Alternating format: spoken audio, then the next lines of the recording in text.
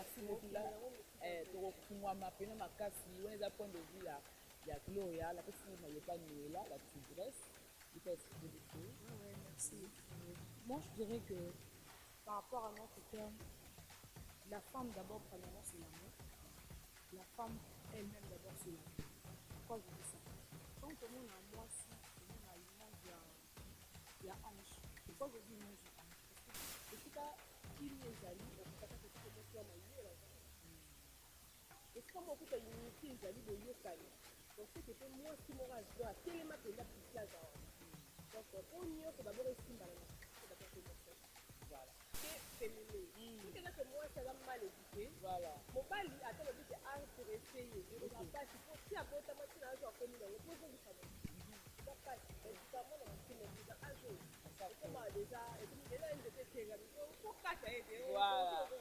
Voilà, donc, parlons de l'amour à la princesse. Dieu nous a dit, c'est la corporation à la place. On a l'amour ou bien on n'a pas l'amour.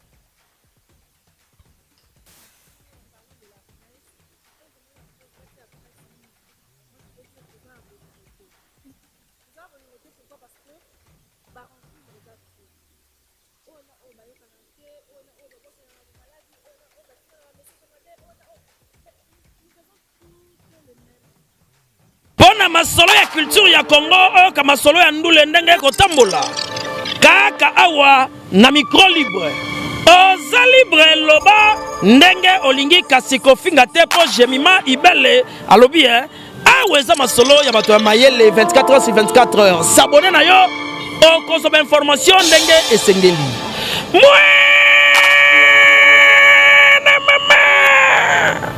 ya biso na bino 24 heures et information et culture na biso kaka awa. Voilà, mesdames, messieurs, bonjour, bonsoir, ça dépend de l'heure à laquelle vous allez nous suivre, nous, les femmes de la presse.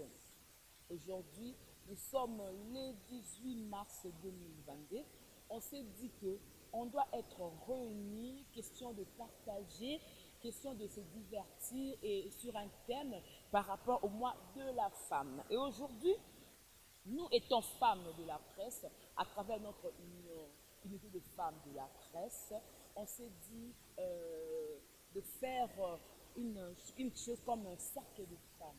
Essayer de parler à travers le sujet. Et aujourd'hui, on va essayer un peu de parler par rapport au thème femmes, source d'amour et de paix. Alors, je ne serai pas seule, moi je suis Jemima Ibele, le gros bébé de la presse congolaise, le Congo Victoria, la fille qui dérange. Je suis avec mes consoeurs. Vous allez les connaître comme vous savez très bien, donc elles parlent bien, elles sont très intelligentes. Alors je vais devoir leur donner la parole. Question de savoir quelles sont ces femmes. Basalaka nini, bazana bacheni nini, na mutu na bango bazana bagage nini, parce que nous savons tous, les loyo boy tout le monde a basi ya presse, nous sommes traités de tout le monde. Nous sommes basi beaucoup un peu légère, mais entre-temps, parmi les légères, parmi les filles qui sont pour se démarquer. Alors aujourd'hui, beaucoup de filles qui ont travers de savoir. Alors je vais devoir donner la parole à ma consoeur qui est à ma droite. Elle va se présenter elle-même. Voilà, merci. Bonjour chers internautes, moi c'est Elon Munganda de Coldi TV. Nous sommes ici aujourd'hui pour débattre autour d'un sujet qui est femmes, source d'amour et de paix. La première édition de Cercle de femmes dans le groupe des femmes de la presse. Merci. Là, je vais donner la parole à ma conseillère qui est juste en face de moi. Elle s'appelle Gloria, elle va se présenter. Voilà, elle est là. Bonjour d'abord à tous. Bonjour Madame Gloria. Bonjour aussi à tous les internautes qui étudient de partout à travers le monde. Moi, c'est Gloria Mukanda et je à la naturelle. Donc, nous, bien avant la musique, donc, merci beaucoup. Moi, c'est de J'aime Info Télévision et de Domaine Télévision. Voilà. Elle est avec notre concert, là, elle va se présenter. Salut à toutes les internautes. Moi, c'est Noëlla la tigresse. Je suis du 14 Stress TV. Aujourd'hui, avec vous ensemble, nous allons essayer un peu de débattre sur notre sujet. J'espère que vous ne serez pas déçus. Femme, source d'amour et de paix. Quand on dit Moi, ça ton rambo kate, j'entends souvent parler de ça. Moi, ça ton rambo kate. Mais la carte, tu peux y avoir si oh yoka ton rambo kate. Nous avons des femmes députées, nous avons des femmes sénateurs, nous avons des femmes ministres, nous avons des femmes procureurs, nous avons des femmes ingénieurs. Alors, la carte Karawana, c'est la presse. Nous sommes taxés de tout le monde. Alors, à travers ce thème, j'aimerais ce que nous avons la différente chaîne. D'abord, pour nous besoin d'éléments à bisou. Bon, mais ça peut comprendre bisou. Nous, on va parler plus source d'amour et de paix. La femme en général, mais il y a quatre types de presse. Est-ce qu'il y a de l'amour entre nous, les femmes? Est-ce qu'il y a la paix entre nous, les femmes? Alors, là, le coin de la présentatrice, je vais d'abord poser la question à ma consoeur d'abord qui est ici avec moi, Yola Mwanga. Quand on parlait, quand on dit femme, source d'amour et de paix, il faut au mec que signe là on va pas comprendre on a mon signe nango il faut que le ballon quand on dit femme source d'amour et de paix, on voit d'abord la femme. Quand on voit la femme, on voit l'image de Dieu. Quand nous avons bâti Adam, Alexa qui est fondée à F, il y avait des choses où nous avons dit qu'il y avait même nous les femmes pour nous dire que comportement cela veut dire là où il y a la femme, cela veut dire qu'il y a la joie. Là où il y a la femme, il y a la paix. Là où il y a la femme, il y a l'amour. Donc, place où moi, ça a l'appel, ça a toujours lumière. C'est à toi maintenant, il y a place dans ça. Il y a bien tes amis, il y a bien tes amis pour que tu aies paix, pour que tu aies amour, pour que ma femme, là, c'est de marquer place, voilà, selon mon comportement, ma façon d'agir, ma façon de raisonnement dans la vie. Donc, moi, la femme, voilà, donc là, c'est Yolande Mwanga. Donc, expliquez nous par rapport à la femme. Source de bonheur, place il y a des fois qui n'est pas là. Autre côté, non, la mozindo, quand tu as coupé sa compréhension par rapport à thème, on peut te reposer carrément la mozindo, donne la parole à Dieu et à Moussa. merci beaucoup de l'émission.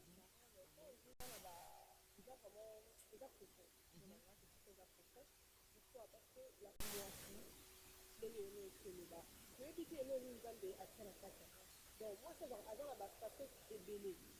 La femme est un être faible, mais apparemment, la femme, elle va être forte pour la on se trouve que c'est pas forte. Parce que, comme on dit l'exemple, surtout que quelqu'un a fait un film out. Au moins, pour autant, on a un acte ébélé, à 80%, on a déjà passé le bâtiment de Kibanda. À part au monde, on a bazar la banque, bazar baya, mais quand on dit la famille de Bia, et bien on va maman de la télé. Donc pour là, ça pour moi c'est télé, et ça moi ça m'a eu là ça, et si t'as qui les amis, on peut faire quelque chose moi m'a eu là ça. Et c'est comme on peut unité les amis de Yokani. Donc c'est que moi si moi je dois télé ma pena plus là ça. Donc pour nous c'est d'abord estime balance, c'est d'abord que moi voilà. Merci beaucoup là. Moi ma peine ma casse, on est à point de vue là. Il y a Gloria, la personne qui n'avait pas Noëlla, la tigresse. Tu peux expliquer des choses? Oui, merci. Moi, je dirais que par rapport à notre terme, la femme d'abord, premièrement, c'est l'amour. La femme elle-même d'abord, c'est la paix. Pourquoi je dis ça? Quand tout le monde a moi, si tout le monde a l'image, il y a ange. Pourquoi je dis image à ange? Parce que laisse-moi ça d'aller. À transmettre à autre béni amour, autre béni paix. Donc, si comme ça, Zali, qui sont à moi, joie, moi, boye, moi, bonheur, moi, boye. Voilà pourquoi il y a un autre qui dit éduquer une femme, c'est éduquer tout le monde. C'est là le fait. Parce qu'une femme a la facilité de transmettre tout ce qui est pour lui. C'est un peu de développer, de discipliner de force. Voilà. Source de paix. Est-ce que paix par rapport à Wana? Que nous allons continuer, que nous allons amour, parce que nous allons continuer à faire de paix, l'entourage, la famille, la belle famille, la quartier, la Londres. merci Bélé, c'est ce que j'avais dit dans les bandélis. J'avais dit la femme, c'est le niveau intellectuel. La femme, c'est le bagage intellectuel, la femme, c'est le cœur. Quand on a le niveau, moi, quand il y a réflexion, eux, ils ont élevé. Comme après qu'on fait ma femme, ils ont élevé. Mais exemple, c'est ça qui est beau, à moi, ça a un produit que je pensais que c'est ce qu'on a. Donc, dans ma communion, et ça, l'amour, ils appellent ma communion, c'est la base. Base, il y a aussi la famille. Donc, on a ma famille très riche, mais on a beaucoup de base. Donc, moi, on transmet que ça, oh, il y a aussi. Oh, il y a aussi un peu là-bas. Oh, mais on a une base. Donc, c'est que cette femme se dit que Comme elle a levé la main l'autre. Donc elle se dit que c'est elle. Elle se dit que non. Voilà.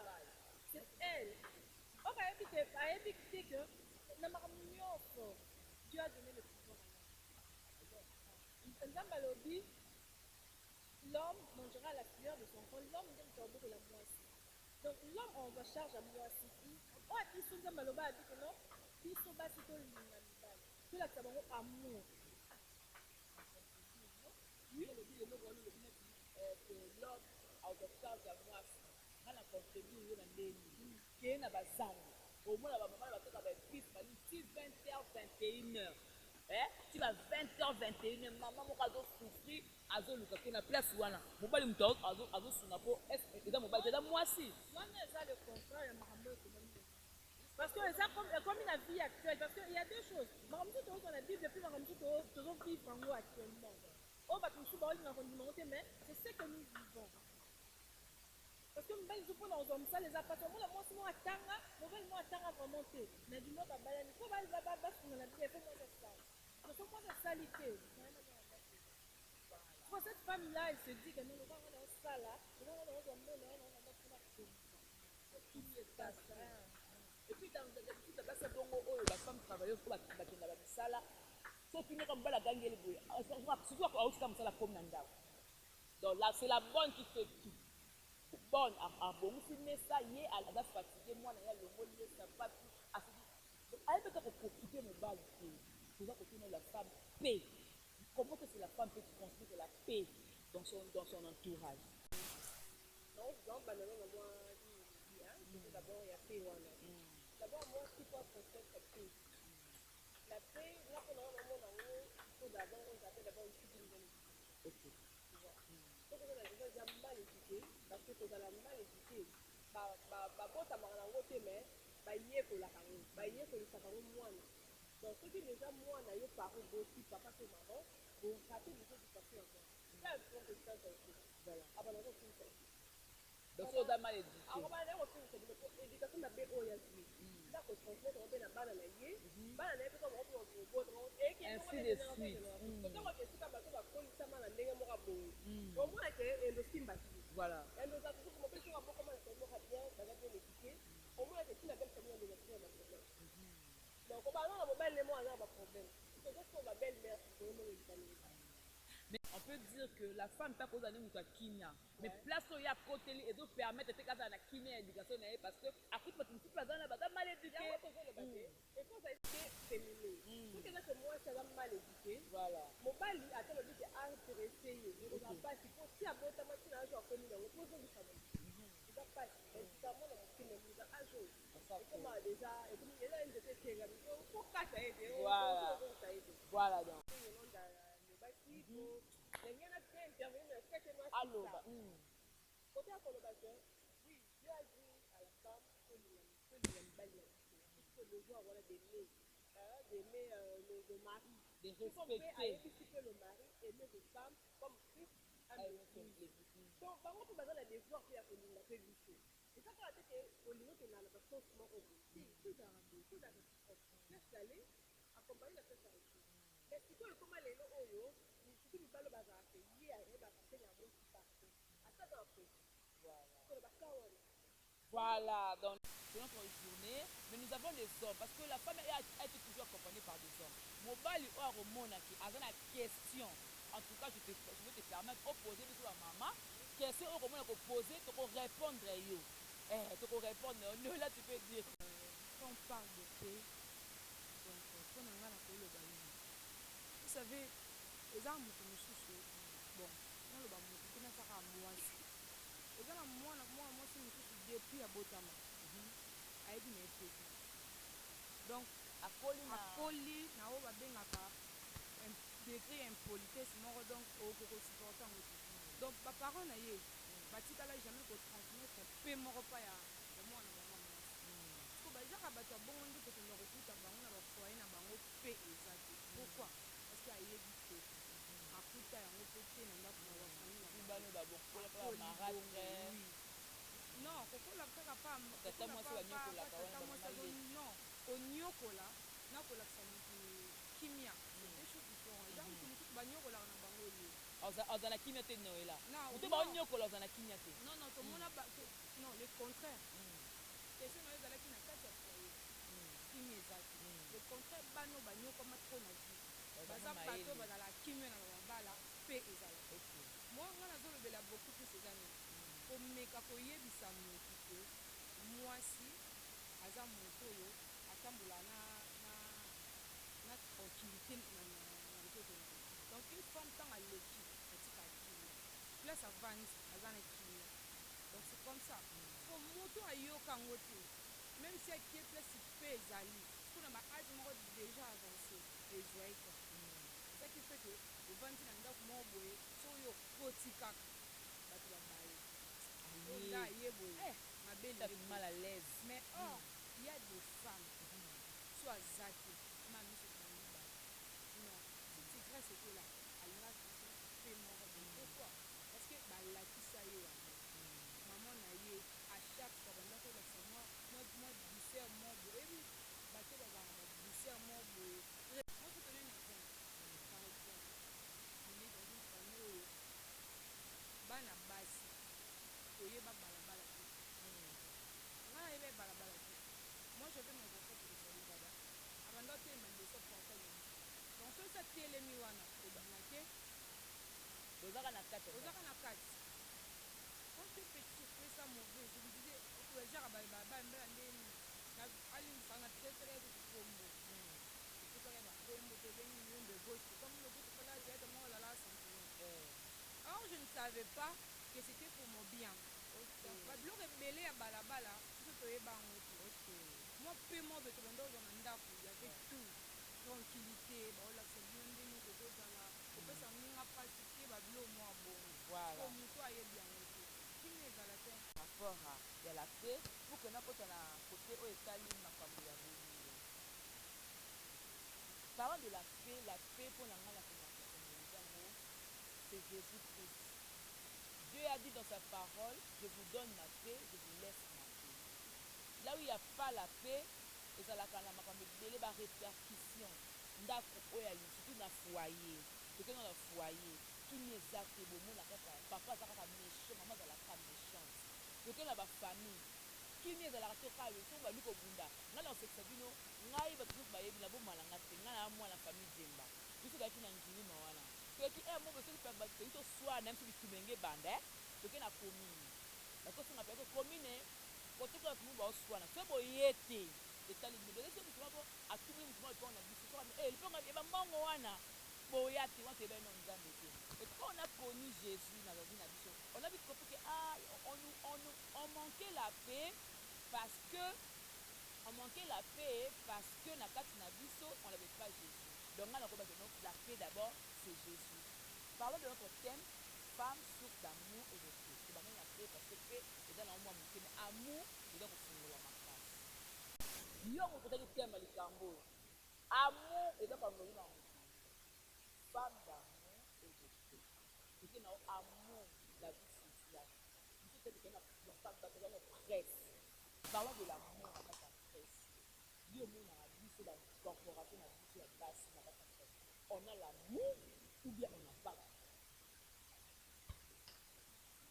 De la presse, quand on met la presse, la presse, moi je peux dire que c'est un bon côté. C'est un bon côté, pourquoi? Parce que bah en tout les autres on a oh bah il canadier on a oh bah on a des maladies on a oh bah tu as mais c'est comme des on a oh nous faisons toutes les mêmes oh ça le mini oh ça le chaîne oh ça le c'est comme de la presse que j'ai envie c'est pour ça nous d'abord on a besoin qualifier la rancune barane de l'air de la presse barane déjà trop concernant la presse yo na bi concernant la presse eza te motu na motu apesa parce que ngani na abona baka la presse si je dis bolingo eza te eza pena à 100% te na ndeni na presse nga mona nde baparti pris nde plus eza baparti bilo baclub baécurie babangama ebelebele parlant de l'amour Dieu a mosamba comment tu peux dire femme source d'amour le mot est là femme source d'amour ekoli bamotibe moi si ça donne koloba ke na presse amour eza te kozanga te bosu eza change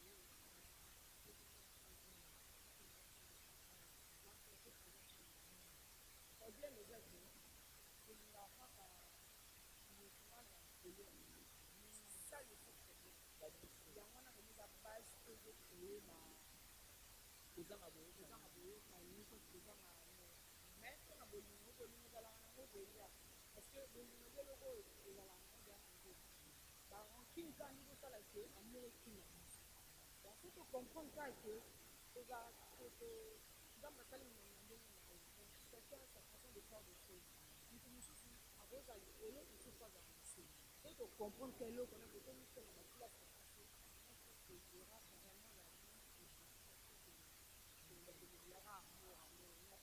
voilà nabie bakisa mpona nga na monde ya presse sa ndenge olobaki baparti mpe nde bapesi na bolingo bolingo ezalaka nango bolingo ezalaka parce que tozona kaka basala kosala na kaka oyokana kaka pasi kaka oyokaka naoki mawa ata bie kokonaka to kosingana mekaka azala na mona te po tobwakelanaka bambwakelana tekela sa motema tolinganaka na eza nde kaka ke ndenge pe noela lobi bamosusu balingaka kozala neti kokonza baninga po espoir kokonza wana tokende mpasi monde oyo alingaka eloko wana espoir tokoko mpe basi mwasi ebo moko ezalaka deya na kati ya tokona te enge moninga nanga mwasi wana mabe yemba eloko alo amonela esi na kati eza ça voilà na opose question ndeko Clark tu peux faire comme ça tozolobela femme source d'amour et de paix mwasi car Dieu a tant aimé le monde celui qui a créé l'amour c'est toujours Dieu il a aimé d'abord il a aimé donc Clark tu peux poser la chaîne et peut poser question merci Idéle pour le droit de la parole. Moi c'est Clark Ngunzi de l'Invasor de la presse, il y a DRC News TV.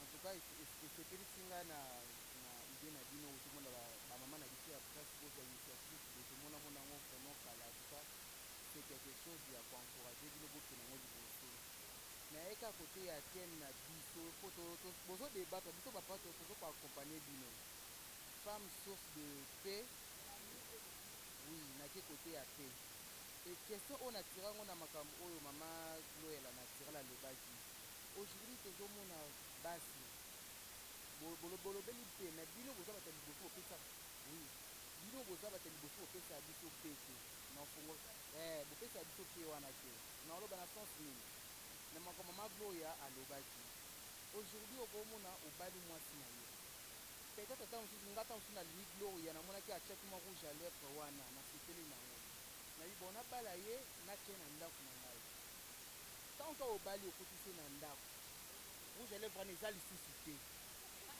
mais obosana ke tinga nalingaki kaka mpo na rouge à lèvre to mosusu lidodo wana nalingaki yango okota ndako eza lisusu te komi kaka nakite bana boyoka senga monene kaka mwana libele boye sikope wana oyo bino wana pe wana mwa teke pe wana eza te ndeko Clark merci beaucoup Gloria répondre ye parce que otuni olobi na mama Glo en tout cas bon en fait eza te que batikaka basi mosusu nde bazaka nga abenga bango baza bainconscient eza vraiment neti moto aza na projet donc miyeba te nini osala parce que eza mpe d'autre part avant nakota ngo na kota mwasi na bango to mobali est ce que déjà ntango ye mobali oaprochaki mwasi na ye ntango olingi ye est ce que oyebisaki ye loni atiraki ye epa na ye c'est ça le mal c'est ça le com oyebisaki ye te po mobali nyonso azala toujours na préférence moko na nzoto ya mwasi na ye te parce que ekozala na beauté intérieure ekozala na beauté extérieure ekozala misi osikeli na modele ya siki moko oye mpo na ye po ata na nde moko kobandela sikela ta mille fois yamonaka kitoko voilà ozokamba moko bozongelaka me yo mpo na wana bamona ngo pene eza meilleure coiffure mpo na ye donc est ce que déjà ozwa tort oyebimona sepela ntongo olata eloko to ntongo otara rouge to ntongo otara eloko namona yango pene esalaka ngwar nalingaka mpo yalingako kaka boye est ce que déjà eza parce que décision oyo balobaka na bango kotikela bango na motema po mwasi mosusu ntango modeyaki akende nde libala akoti ya nyaka babali ye aboti bana mwa bon alikomisi ye mama ndako oui oza mama ndako mama ndako oso elaki yo nde ya mabe oyo kokoto esi mabe yango naboti da mombala mibale kote olaki mpe babali ocomprendre kutu boso kote wana ezalaki omibongisa susu oui po on sait jamais papa mibali baya bango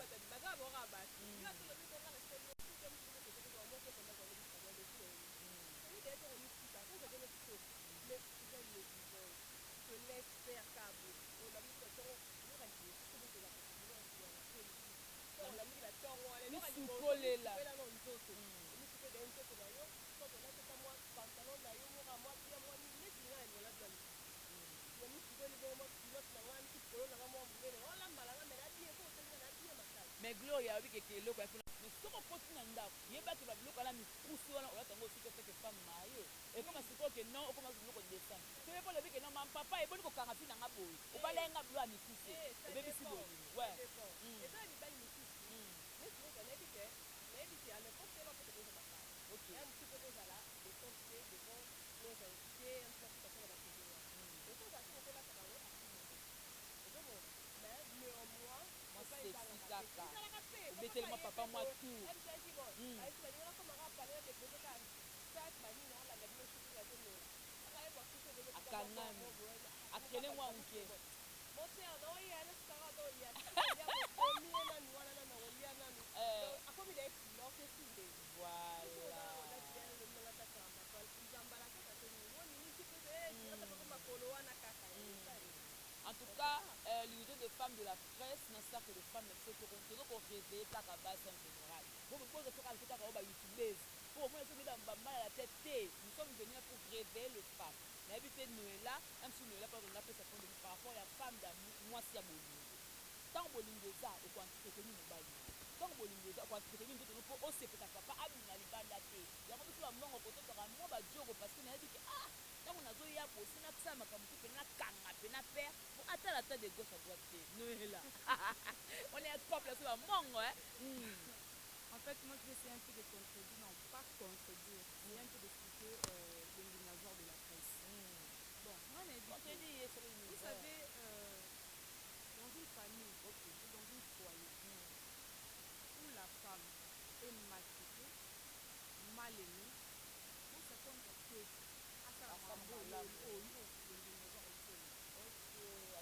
imagine une femme abattue. Oh, elle dit même pas, il dit bah avec le salaire. Oh, elle dit même pas après faire un bal marié. Donc,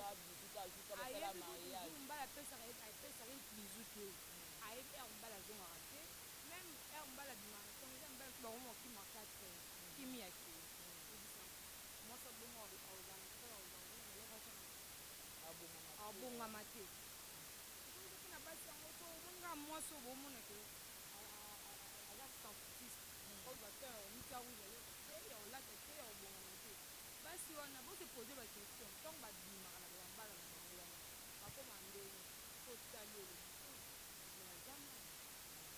eloko mobali moko frene ye babonga te exactement eza makambo baokutana na bandako na mibali siko na bi ye noela okomi mpe solinga na komi wana papa abimi na ntongo awuti misala aye papa ya mwana na gauche epoudre likolo mesa ndako esali te epai na yo na ndako isanga papa bongo akota baba nobetele maboko chéri na ngano akoyebi na mopaya mbala moko wana mwasi moko oza mal propre oyebi te koentreteni na ndako oyo ekokapi mobali na nde abilo ote koloba ya d'autres hommes mobali mosu akola avec bacamarade neboye nke okatali montre mon cher moi je dois rentrer il est 17h ebiloko nini ezote ndako ebi na ndako papa ntango akobana na libanda akuti proprete akoti na salon akuti proprete atali mesa na ye deja estardi erti mobali na ngai oyo ake na chambre amoni oso abamani na beti moko boye mobali mwasi aye alongoli mwasi ye po biso basi ya lelo oyo ya 2022 ya siri ya soki mpe tan soki nini mokongo obenga yango lelo génération iphone génération soki nini tolongola so mibali so bachemise te tobosana kala sengi kuta mobali na ngai nayebi mokonisi na kontrole yango te mobali na ngai ngalamuka na ntongo ngai na mbetu me mobali ye moko asiko na ndenge na ye aminikolisi vêtement aminikolisi yango mokoma nokisanga pratique tu peux attendre l'amour koyo kuta pa mobali bongo jamais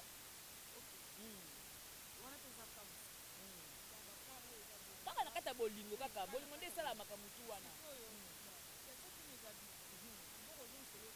voilà est-ce que oyebi te eza pe na mibali oyo atiki ndako na ye place mais ake na ndako moko boye c'est mal propre wana ekomi na bazakalaka non même pas zakalaka ekomi kamosusu aokende place oyo po eloko malonga mpenza eza na ye seulement parce que conscience na ye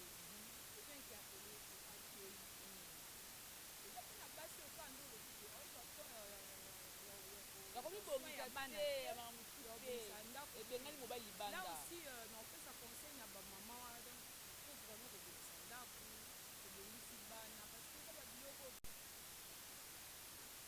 voilà ce qui est là la tigresse hein, femme noire femme africaine. Voilà maintenant dans la parole à Yolande Okanda Mukanza Mukanza Yolanda elle va aussi parler Mukanza. merci Maman Ibele pour la parole. Moi, je pèse aussi mon dernier mot. Femme, pour te dire, je veux, je peux. Quand je veux le faire, je peux le faire. Et tu le feras. Ta femme, pardon, il faut te dire que c'est toi d'abord. Naïngo moi. Et ce que l'homme fait, moi aussi je peux le faire et je le ferai.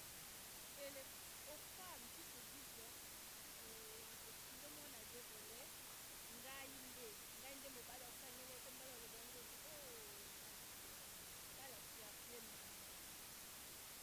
D'abord la femme c'est une mère, c'est une maman, quel que soit ton mari, quel que soit tes amis garçons, filles, quel que soit tes enfants, d'abord tu es mère. Mets-toi à la place d'une mère. Le wa moté moi no bo maman bakangeli. Donc il faut ngapena zala maman. Faut que ça moté moi no mona que il y aura trop de moins de rancune, moins de rancœur, moins de question, moins de makamité à ma bé. Donc, si ça dit que je suis la femme, je suis maman. Et pour conclure, je vous dirais, excusez-moi, presque toutes les semaines, je choisis TV Naïti.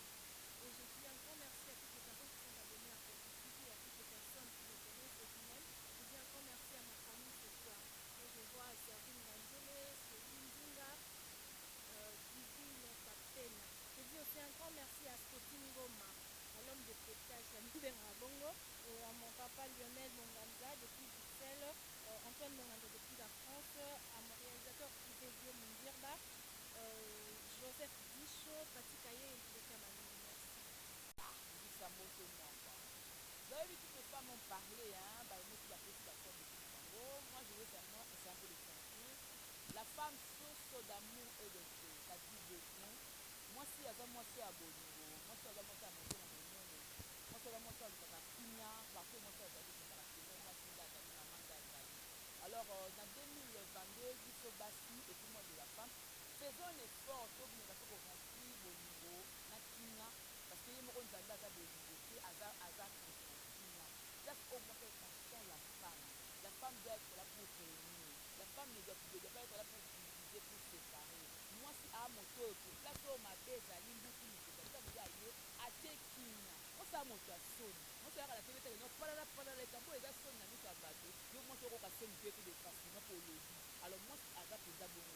Moi, je vais dire seulement que, n'ayez le lot de la première édition, je crois qu'il y aura une deuxième, il y aura une troisième. Alors, je vais inviter ma bateau pour la biso, hormis nos différents, hormis autres que nous avons ici, toya to sangana, to kabola mayele ensemble, to kabola savoir na biso, et que ça vraiment kitoko. On a eu 1h presque 20 ensemble, on a bino ba internautes, ba diaspora au Bolivie, biso en compagnie de mes hommes au Bazarana biso, Héritier Likenza, RHL, Clark Nzunzu, les Mbulgasor, notre cordon bienvenue, comment on va parler à ma place, bienvenue Moutouti, à l'air réalisateur, tu vois qu'il y a des gens qui ont belé, ça n'est pas lui, maître Kémy, tu vois, Sergite, tu vois, c'est doux, en tout cas, femme source d'amour, d'amour, mon père presse, c'est dans la vie.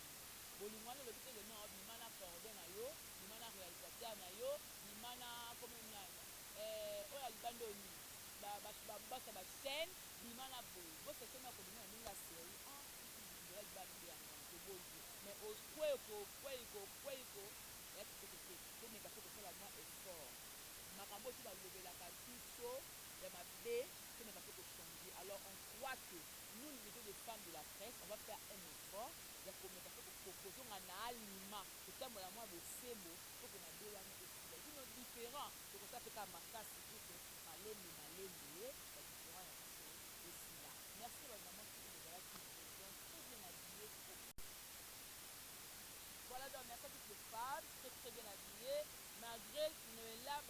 ta ye avukade basala biso mais appelle la uniforme na ye donc vous avez vu date ya mwana donc bamama otutu ezaka na bango bazwi baempressement bamosusu bakende batournage talaka ozwi baya mbongo ya bosi mokota ya mosa soko otali te ameme na leta ezaka mwa logique ezala mwa série mozaka wana en tout cas merci ça a été parfait en tout cas les femmes j'étais waouh donc plein de capacité plein de bagages plein d'intelligence plein de sagesse na bino tozala bato kokokoma eno bato ya kofanda bato kokokoma na bafoyer na baéglise na baquartier na mapangu na baveni de tozala bato kokokoma na niveau ya presse moi je remercie bato kolingaka gouvernement ibele donc mon frère Jonas Cyril depuis Cameroun un frère nango mikolo tokosalaka loba émission mwa mise en ligne merci na yo mpona soutien na yo je vois le boss de cette chaîne Congo Vision ya JP Kumali télévision de Dallas donc tokota merci et merci à FM depuis Paris merci bato kolingaka biso adosenga David Olutedi de caractère bozo télé maman Yolande moi Belgique 4 maman Belgique 2 et puis c'est parce que wana koyebana te Karine Mokondi et Evie Kikuli on se retrouve prochainement merci à la Barbara bye bisous. Pona masolo ya culture ya Congo oka masolo ya ndule ndenge kotambola kaka awa na micro libre oza libre loba ndenge olingi kasi kofinga te po Jemima Ibele alobi awa eza masolo ya bato ya mayele 24 heures sur 24 heures s'abonner na yo okozoba information ndenge esengeli